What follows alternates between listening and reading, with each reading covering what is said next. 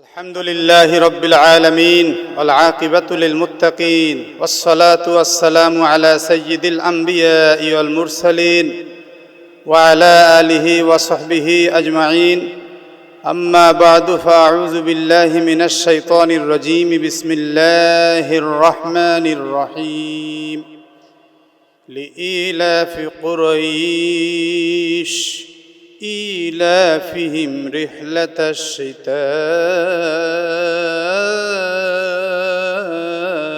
والصيف فليعبدوا رب هذا البيت الذي أطعمهم من جوع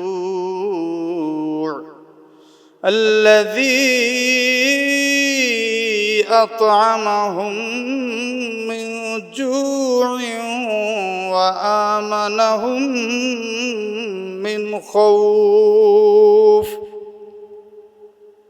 সম্মানিত ভিউয়ার্স, আমরা আজকে সূরা কুরাইশ সম্প্রদায়ের নামে একটি সূরা, এই সূরার আলোচনা শুনতে যাচ্ছি। এতে আয়াত সংখ্যা রয়েছে 4টি, শব্দ সংখ্যা রয়েছে 17টি, অক্ষর সংখ্যা রয়েছে 73টি। এই সূরাটাও মক্কায় অবতীর্ণ। এই সূরার বিষয়ে প্রচুর কথা এসেছে। যে ব্যক্তি স্বপ্নে দেখবে যে সূরা কুরাইশ পাঠ করছে, তার রিজিক লাভ করা বড় সহজ হবে। এবং এই সূরার বিশেষ আমল রয়েছে। যদি কেউ দুশমনের আক্রমণের ভয় করে, তবে এই সূরা পাঠ করলে সে নিরাপত্তা লাভ করবে।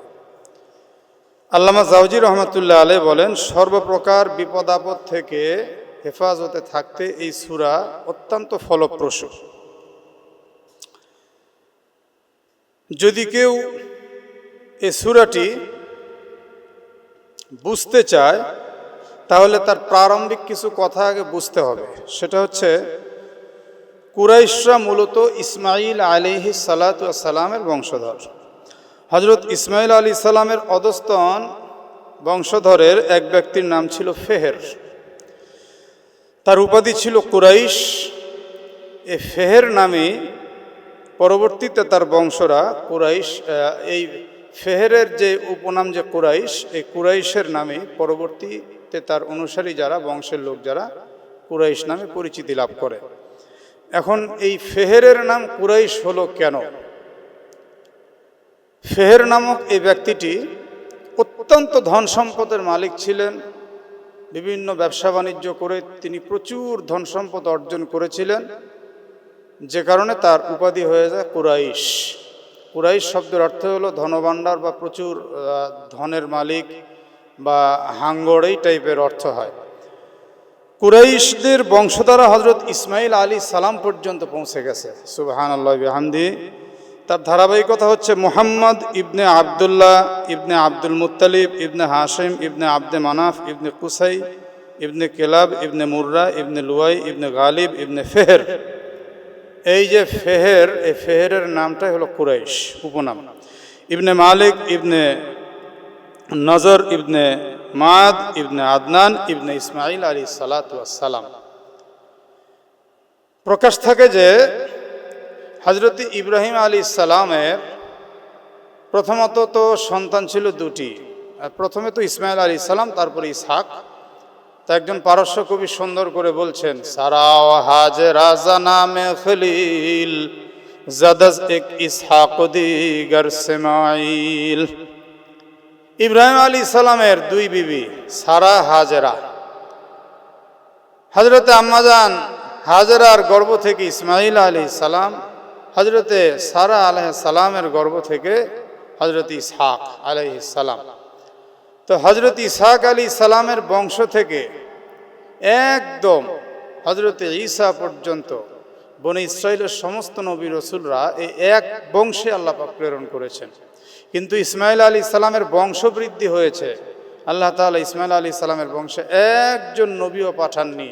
ইসমাইল আলাইহিস সালামের পর থেকে নিয়ে কেবলমাত্র এই বংশে কুরাইশদের যে শাখা, এই একটি শাখায় ইসমাইল আলাইহিস সালামের বংশে একজন মাত্র নবী আল্লাহ প্রেরণ করেছেন, তিনি হচ্ছেন মুহাম্মাদুর রাসূলুল্লাহ সাল্লাল্লাহু আলাইহি ওয়াসাল্লাম। হযরতে আব্দুল্লাহ ইবনে আব্বাস রাদিয়াল্লাহু আনহু বলেন, রাসূলুল্লাহ সাল্লাল্লাহু আলাইহি সাল্লাম বলেছেন, আল্লাহ তাআলা কুরাইশদের 7টি বৈশিষ্ট্যের কারণে এত বেশি মর্যাদা দান করেছেন। এই 7টি বৈশিষ্ট্য যা পৃথিবীর অন্য কাউকে আগেও কখনো আল্লাহ তাআলা দান করেননি, বর্তমানেও না, কিয়ামত পর্যন্ত হযরতে ইসমাইল আলাইহিস সালামের বংশের যে কুরাইশ যে একটা ধারা, এদের মতো সম্মান আর কাউকে দান করা হবে না। এর 7টি বৈশিষ্ট্যের মধ্যে 1 নম্বর বৈশিষ্ট্য হলো রাসূলুল্লাহ সাল্লাল্লাহু আলাইহি ওয়াসাল্লাম বলছেন, স্বয়ং আমাকে আল্লাহ তাআলা কুরাইশ বংশেই পাঠিয়েছেন, যে কারণে কুরাইশদের মর্যাদা সারা পৃথিবীর বুকে আল্লাহ তাআলা স্বতন্ত্রভাবেই প্রকাশ করেছেন। 2 নম্বর, নবুয়ত আর রিসালাত, একমাত্র এই শেষ নবীর যে নবুয়তের যেই ধারাবাহিকতা, এটা একমাত্র কুরাইশদের মধ্যে আল্লাহ তাআলা সীমাবদ্ধ করে দিয়েছেন। 3 নম্বর, কাবা শরীফের, বাইতুল্লাহ শরীফের খেদমতের একমাত্র কবুল আল্লাহ তাআলা যাদেরকে করেছেন খেদমতের জন্য, তারা হচ্ছে কুরাইশ বংশের মানুষরা। 4 নম্বর, হাজিদেরকে পানি পান করানোর যেই সম্মান আর মর্যাদা অধিকার যারা করেছেন, তারাই হচ্ছে একমাত্র কুরাইশ বংশের মানুষ। তারা নবীজির জন্মের আগে থেকে নিয়েই হাজী সাহেবানদেরকে পানি পান করিয়ে আসছেন, আজও করাচ্ছেন, কিয়ামত পর্যন্ত তারা করে যাবেন। এবং মুহাম্মদ সাল্লাল্লাহু আলাইহি ওয়াসাল্লামের আগে থেকেই তিনারা এই বাইতুল্লাহর খিদমত করে আসছেন, এখনও করছেন, কিয়ামত পর্যন্ত তারা করে যাবেন। 5 নম্বর, হস্তি বাহিনীর উপরে রব্বুল আলামিন কুরাইশদেরকে বিজয় দান করেছেন, যা আর কাউকে করেননি। হস্তি বাহিনী অর্থাৎ আপনারা ইতিপূর্বে আমার যে তাফসির শুনেছেন সূরাতুল ফিল, এই যে আসহাবুল ফিল, আলাম তারা কাইফা ফাআলা রাব্বুকা বিআসহাবিল ফিল, এই আসহাবুল ফিল হস্তি বাহিনী যারা, তাদের থেকে একমাত্র কুরাইশদেরকে আল্লাহ তাআলা স্বতন্ত্রভাবে হেফাজত করে তাদের মর্যাদাকে পৃথিবীতে সুপ্রতিষ্ঠিত করেছেন। 6 নম্বর, রাসূল আরবি সাল্লাল্লাহু আলাইহি সাল্লামের নবুয়তের প্রথম 10 বছর কেউ ইবাদত করেনি একমাত্র কুরাইশ বংশের মানুষ ছাড়া। তারাই 10টি বছর একটানা মুহাম্মদ সাল্লাল্লাহু আলাইহি সাল্লামের কথা অনুযায়ী যারাই ইবাদত করেছেন, তারা ছিলেন কুরাইশ বংশেরই মানুষ। 7 নম্বর, কুরাইশদের জন্য আল্লাহ তাআলা একটি সূরা নাজিল করেছেন, যে সূরার নামকরণ আল্লাহ নিজেই করেছেন সূরাত কুরাইশ। সুবহানাল্লাহি ওয়া বিহামদি। এই কুরাইশ নামক সূরার মধ্যে আর কারো আলোচনা আল্লাহ করেননি, একমাত্র কুরাইশদের বিষয়েই আলোচনা করেছেন, এখানে ভিন্ন কোনো আলোচনা নেই। কুরাইশদের বিষয়ে রব্বুল আলামিন এই সূরা নাজিল করে জানিয়ে দিচ্ছেন কুরাইশদের কিছু অভ্যাসের কথা এবং মর্যাদার কথা, সম্মানের কথা, এবং সেই সঙ্গে জানিয়ে দিচ্ছেন যে কুরাইশরা কার ইবাদত করবে, কার হুকুম মানবে, এবং সার্বজনীনভাবে আমাদেরকে সেই হুকুমটা রব্বুল আলামিন দিয়েছেন। আল্লাহ তাআলা বলছেন, লিইলাফি কুরাইশ ইলাফিহিম রিহলাতাশ শিতাই ওয়াস-সাইফ। লিইলাফি কুরাইশ, কুরাইশদের অভ্যাস ছিল, ইলাফিহিম রিহলাতা, তাদের অভ্যাস ছিল ভ্রমণের। কোন সময়? আশ-শিতাই ওয়াস-সাইফি, শীতে এবং গ্রীষ্মে। কোথায়? মুফাসসিরিন কিরাম উল্লেখ করেছেন ইলাল ইয়ামানি ওয়া ইলা শামি। শীতে তারা ইয়ামানের দিকে সফর করত, আর গ্রীষ্মে তারা শামের দিকে, সিরিয়ার দিকে সফর করত। যখনই তারা সফরে যেতেন যে কোনো এলাকায়, তখন তাদেরকে এই ইয়ামানবাসী, শামবাসী বা 2-1 সময় বিশ্বের জায়গায় গেলেও যেখানে আদেম, আমরা কুরাইশ বংশের মানুষ। তখনই সবাই তাদেরকে আবেগ আপ্লুত হয়ে বুকে টেনে নিয়েছে এবং তাদেরকে সম্মান দিয়েছে। এবং একটি কথাই বারবার সবাই বলেছে, এই সেই কুরাইশ বংশ যাদেরকে রব্বুল আলামিন হস্তি বাহিনীর উপরে মর্যাদা দান করেছেন, সম্মান দান করেছেন। এই কুরাইশদেরকে আল্লাহ সম্মান দিয়েছেন, আমাদেরও সম্মান দেওয়া দরকার। সুবহানাল্লাহি ওয়া বিহামদি। এই শীতে আর গ্রীষ্মে তারা যে সফর করত, কারণ কি? কারণ হলো ইয়ামানে গরমকালে গেলে তাদের কষ্ট হবে, এই জন্য তারা শীতে যেত। আবার গ্রীষ্মে তারা যেত এই দিকে, শামের দিকে, কারণ শীত থাকতো যখন কনকনে, তখন গেলে তাদের আবার কষ্ট হবে। এই জন্য সব মিলিয়ে তারা যেটাতে যেরকম সুবিধা যে সময়, ঠিক ওই সময়ে তারা যেত। আর কেন যেত? তারা ওই সমস্ত এলাকা থেকে সুলভ মূল্যে মালামালগুলো নিয়ে আসতো, নিয়ে এসে বাইতুল্লাহর এলাকায় তারা ব্যবসা বাণিজ্যে কিছু লাভবান হতো এবং বাকি সময়টুকু তারা বাইতুল্লাহর খেদমতের জন্য নিজেকে একদম আবদ্ধ করে নিত। আলহামদুলিল্লাহ। তো আল্লাহ তাআলা তাদের বিষয়ে বলে দিচ্ছেন যে তারা শীতে এবং গ্রীষ্মে সফর করতে অভ্যস্ত ছিল। আর অভ্যাসের কারণটা কি ছিল? যে যাতে তাদের এই সময়গুলোতে কষ্ট না হয়, এই সময়গুলোতে তারা অভ্যাস করত, সফর করত অভ্যাস অনুযায়ী। আর এই সফরে তারা যথেষ্ট সম্মানও পেত। আর সেই সময়ে যারা দস্যু ছিল, ডাকাত দল ছিল, রাস্তায় মানুষদের সম্পদকে লুণ্ঠন করত, মানুষ শেষ করে দিয়ে পর্যন্ত মাল সম্পদ ছিনিয়ে নিত। যখন শুনতো কোনো ডাকাত দল যে এরা কুরাইশ বংশের মানুষ, সঙ্গে সঙ্গে তারা ছেড়ে দিত যে সর্বনাশ।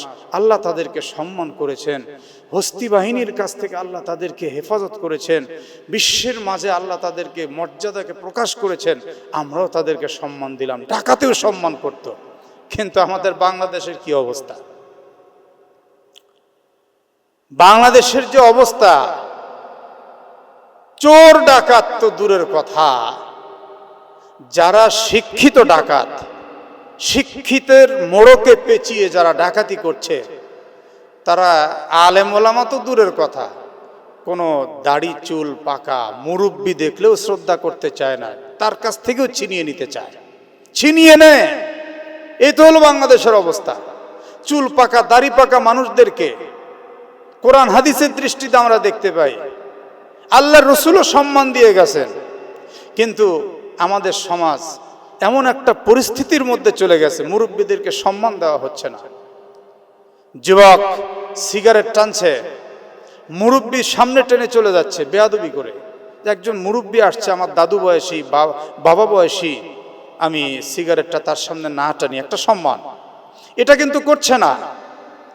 কিন্তু সেই সময়ে একটা চোর ডাকাত দস্যু, একটা খুনি যখন শুনতো এরা কুরাইশ বংশের মানুষ, সঙ্গে সঙ্গে সম্মান দিত। আমাদের দেশেও এক সময় আলেম, হাফেজ, কারি, এরপরে মুরব্বী, বয়োজ্যেষ্ঠদেরকে দেখলে সম্মান দেওয়া হতো। বাসে যদি কেউ বয়োজ্যেষ্ঠ আলেম ওলামা কেউ যদি দাঁড়িয়ে থাকতো, তো কম বয়সী যারা এরা চট করে সিটটা ছেড়ে দিত। কোনো মহিলাকে দাঁড়িয়ে থাকতে দেখলে সিটটা ছেড়ে দিত। এখন কিন্তু এই জিনিসগুলো বিলুপ্ত হয়ে যাচ্ছে। হয়তো অনেকে বলবেন যে হুজুররা নিজেদের কারণে নিজেদের নষ্ট করছেন, এই যে আপনারা এই সেই করছেন। আসলে ভাই, একটা কথা আছে যে চুন খেয়ে মুখ পুড়ছে, দই দেখে ভয় পাচ্ছে। পৃথিবীর সব আলেমদেরকে যদি 2-4 জনকে দেখে আপনি জাজ করেন, তাহলে তো ভুল হবে। উলামায়ে হক, খাঁটি মানুষ পৃথিবীতে এখনো আছে বিধায় আল্লাহ তাআলা তার দ্বীনকে এখনো টিকিয়ে রেখেছেন। এটা আপনাকে বুঝতে হবে। একটা মানুষের চেহারা দেখে, লেবাস দেখিয়ে তাকে জাজ করা যায় লোকটা খারাপ, এটা হতে পারে না। বুঝতে হবে, তাকে বোঝার জন্য আপনাকে একটু সময় দিতে হবে, সম্মান করতে হবে মানুষকে। প্রথম স্টেপটাই হতে হবে সম্মানের স্টেপ। এরপরে যদি সত্যি তার মধ্যে খারাপ কিছু প্রকাশ পায়, তখন তাকে শুধরানোর জন্য ধরিয়ে দিলেন, সে মানলে মানলো, না মানলে নেই। এইটা আমাদের আদর্শ হওয়া উচিত ছিল। কিন্তু আজকে আদর্শ হয়ে গেছে উল্টো। একটা ঘটনা কোথাও একটা দেখছে যে ঘটনা ঘটছে, ব্যাস ওটাকে কেন্দ্র করে সারা এলাকার মানুষদের উপরে তার ঘৃণা সৃষ্টি হয়ে গেল। এটা কখনোই আমাদের আদর্শ হওয়া উচিত নয়। প্রিয় ভাই, সম্মানিত ভাই ও বোনেরা, এরপরে আল্লাহ সুবহানাহু ওয়া তাআলা হুকুম দিচ্ছেন, ফালইয়াবুদু রাব্ব হাযাল বাইত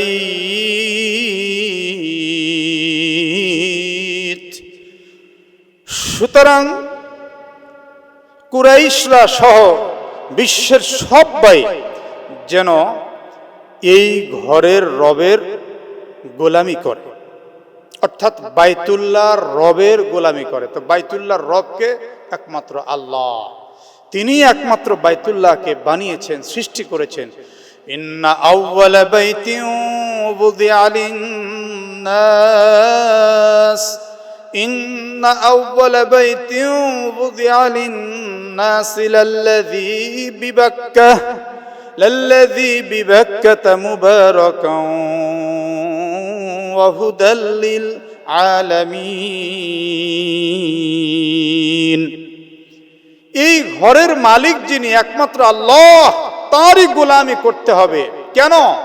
যে রব তোমাদেরকে হস্তি বাহিনীর আক্রমণ থেকে বাঁচিয়ে সম্মানিত করেছেন, যে রব তোমাদেরকে ভালোবেসেছেন, ভালোবেসে তোমাদের মতো এই কুরাইশ বংশের মধ্যে শেষ নবীকে প্রেরণ করেছেন, শেষ নবীজির নবুয়ত, তাওহীদ, রিসালাতকে তোমাদের মধ্যে লিপিবদ্ধ রেখেছেন।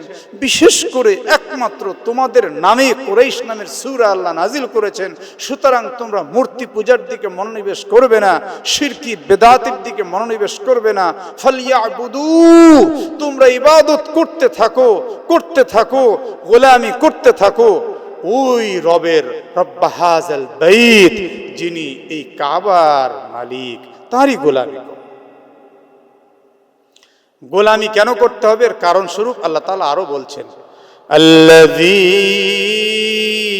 আত'আমাহুম মিন জু' ওয়া আমানাহুম মিন খাউফ। মুফাসসিরিনে কিরাম আগের আয়াতে ফালিয়াবুদু রব্ব হাযাল বাইত, এই আয়াতের তাফসীরে আরো উল্লেখ করেছেন, ওয়া কানা ইউসিবুহুমুল জুআ লিআদামিজ যারুই বিমাক্কাতা ওয়া খাফু জাইশাল ফিলি। মক্কায় শস্য উৎপাদন না হওয়ার কারণে তারা ক্ষুধার শিকার হতো। আর আল্লাহ রাব্বুল আলামিন হস্তি বাহিনীর আক্রমণে তারা যে ভীত সন্ত্রস্ত হয়েছিল, সেখান থেকে রাব্বুল আলামিন তাদেরকে উদ্ধার করেছেন।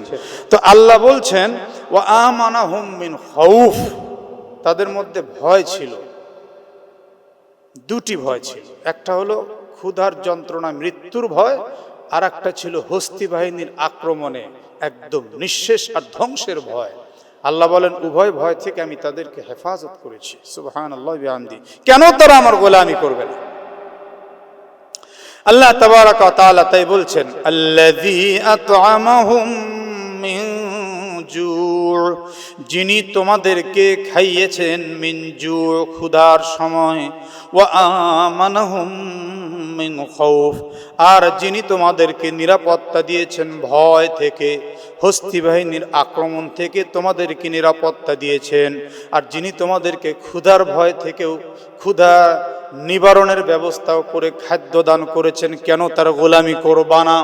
ফালিয়াবুদু রব্ব হাযাল বাইত, ফালিয়াবুদু রব্ব হাযাল বাইত, এই রবের, এই ঘরের রবের গোলাম হয়ে যাও। কারণ তিনি তোমাদেরকে খাইয়েছেন, তিনি তোমাদেরকে নিরাপত্তা দিয়েছেন, তিনি তোমাদেরকে সারা বিশ্বব্যাপী মর্যাদা সম্মান দিয়েছেন, তিনি তোমাদের নামে কুরাইশ নামের সূরা নাজিল করেছেন, তিনি তোমাদের বংশে শেষ নবীকে পাঠিয়েছেন। এই সূরা থেকে আমাদেরকে শিক্ষা নিতে হবে, আল্লাহ তাআলা দিয়েছেন, তাদেরকে শুধুই আমল করতে হবে, বিষয় সম্মান দিয়েছেন, কেউ সম্মান দিয়েছেন। আমরা কুরাইশ বংশের হই আর না হই, আমাদেরকে পার্সোনাল সম্মান আল্লাহ দিয়েছেন। ওয়ালাকাদ কাররামনা বনি আদম, আল্লাহ তাআলা এখানে তাকিদ ব্যবহার করে আল্লাহ বলছেন যে অবশ্যই বনি আদম, আদম সন্তান, আমি আল্লাহ সম্মানিত মেহমান। সুবহানাল্লাহ বিহামদি। আমরা প্রত্যেকটা আদম সন্তান আল্লাহ সম্মানিত মেহমান। আল্লাহ আমাদেরকে সম্মান দিয়েছেন, কুকুর থেকে সম্মানী করেছেন, শুকুর থেকে সম্মানী করেছেন, শৃগাল থেকে সম্মানী করেছেন। একটি পিপিলিকা রাস্তা দিয়ে হেঁটে যায়, মাটি দিয়ে হেঁটে যায়, মানুষ এবং জীবজন্তু পিষ্ট করে ফেলে, পদদলিত করে ফেলে। আল্লাহ আমাদেরকে ইচ্ছা করলে পিঁপড়া বানাতে পারতেন, পিঁপড়া না বানিয়ে তার চেয়ে সম্মানিত করেছেন। আমাদেরকে ভাষা জ্ঞান দান করেছেন, আমাদের সুস্থ মস্তিষ্ক দান করেছেন, কত সম্মান দিয়েছেন। ফালিয়াবুদু রব্ব হাযাল বাইত, সুতরাং এই বাইতুল্লাহর রবের গোলাম আমাকে, আপনাকে, আমাদের সকলকে হতে হবে। বাইতুল্লাহর রবের গোলামি করতে হবে। এটাই এই সূরার শিক্ষা। আমরা সম্মানী মানুষ, সম্মানের কাজ করব, কখনোই অসম্মানের কাজ, আল্লাহ বিরোধী কাজ, রসুল বিরোধী কাজ, কোরআন বিরোধী কাজ, শিরকি, বেদাতি, কুফরি, এগুলো আমরা করব না। আল্লাহ তাআলা আমাদেরকে সম্মানের সাথে দুনিয়া এবং আখিরাতে উজ্জ্বল চেহারা নিয়ে আল্লাহর সামনে দণ্ডায়মান হবার তৌফিক দান করেন। আল্লাহুম্মা আমিন। আসসালামু আলাইকুম ওয়া রাহমাতুল্লাহি ওয়া বারাকাতুহু।